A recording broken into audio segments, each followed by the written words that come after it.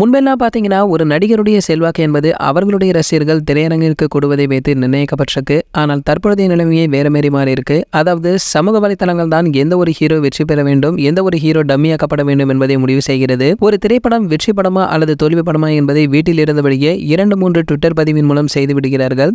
ஒரு சில பிரபலங்கள் மனம் திறந்து கொடுக்கும் பேட்டிகளின் மூலம் தான் இதெல்லாம் நடந்து கொண்டிருக்கிறது எனவும் நமக்கு புரிய வந்திருக்கு. அந்த வரிசையில் பார்த்தீங்கன்னா சமீப காலமாக சர்ச்சைக்குரிய கருத்துக்களை தயாரிப்பாளர் கேபி ராஜன் அவர்கள் பேசி வந்திருக்காரு. சமீபத்தில் அவர் கொடுத்திருக்கும் பேட்டியில் பார்த்தீங்கன்னா சூர்யா அவர்களை பற்றி ஒரு விஷயத்தை சொல்லியிருப்பதும், மேலும் அஜித் சார் மற்றும் விஜய் சாருக்கு பிறகு சூர்யா அவர்கள் தான் என்ற பிம்பம் தமிழ் சினிமாவில் இருந்து வருகிறது. ஆனால் கேபி ராஜன் அவர்கள் விஜய் சாருக்கும் இருக்கும் ரசிகருடைய 25% பேர் கூட சூர்யா அவர்களுக்கு கிடையாது என சொல்லியிருக்காரு. அது மட்டும் இல்லாம விஜய் சார் மாதிரி ஒரு சூர்யா சார் அரசியலுக்கு வந்தால் கண்டிப்பாக அவரால் வெற்றி பெற முடியாது. பாக்கியராஜ், சரத்குமார், டி ராஜேந்தர் போன்றவர்கள் அரசியலுக்கு வந்த கதைதான் சூர்யா அவர்களுக்கு நடக்கும் என தெல்ல தெளிவாகவும் பேசியிருக்காரு. தமிழ் சினிமா தரவுப்படி பார்த்தீங்கன்னா நடிகர் சூர்யா அவர்களுக்கு சமீபத்திய தியேட்டர் ரிலீஸ் வெற்றி படங்கள் எதுவுமே கிடையாது என்பதுதான் உண்மை. சூரியரை போற்று மற்றும் ஜெய்பீம் போன்ற படங்கள் OTT தளத்தில் ரிலீஸ் ஆகி வெற்றி பெற்றிருக்கு. இப்பொழுது முழுக்க முழுக்க நம்பியிருப்பது கங்குவா திரைப்படம் தான். சூர்யா அவர்கள் ஒரு மாதிரியான சர்க்கல்களை சந்தித்துக் கொண்டிருக்கும் பொழுது இந்த சூழ்நிலையில பார்த்தீங்கன்னா புறநானூறு திரைப்படம் மட்டும் ரிலீஸ் ஆனால் அவருடைய ரேஞ்ச் பெரிய லெவலில் இருக்குமா? ஹிந்தி திணிப்பு பிரச்சனையை சமீப காலமாக அதிக அளவில் பேசப்பட்டு வருவதும் அதை மையப்படுத்தி எடுக்கப்பட்டுக் கொண்டிருக்கும் திரைப்படம் தான் புறநானூறு. ஆனால் சூர்யா அவர்களுக்கு பாலிவுட்டில் நடிக்க வேண்டும் என்ற ஆசை திடீரென ஏற்பட்டிருக்கு.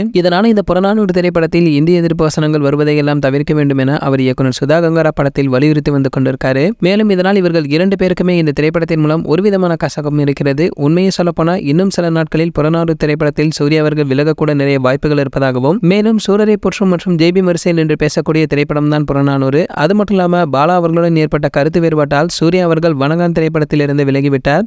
தற்பொழுது அருண் விஜய் அவர்களுடைய நடிப்பில் இந்த திரைப்படம் மிகவும் சிறப்பாக வந்திருப்பதாகவும் தெரிய வந்திருக்கு. பாலா அவர்கள் பார்த்தீங்கன்னா மீண்டும் தன்னை ஒரு சிறந்த இயக்குனர் என இந்த திரைப்படத்தின் மூலம் நிரூபிக்க இருக்காரு. இந்த வாய்ப்பையும் சூர்யா அவர்கள் இழந்திருக்கிறார். சமீப காலமாக சூர்யா அவர்களுக்கு நேரம் சரியில்லை என்றுதான் சொல்ல வேண்டும்.